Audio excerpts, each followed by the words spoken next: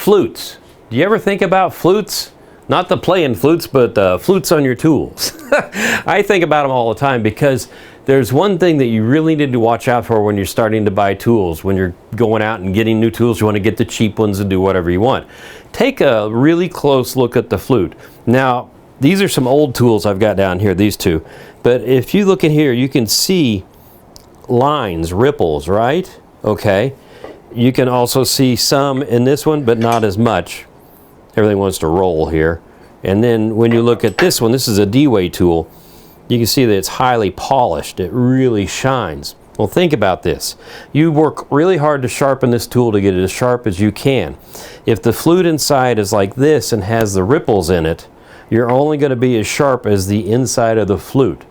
When the flute is polished and highly ground down and really smooth, you can get scary sharp with the edges of your tools. So keep that in mind when you're looking to buy tools.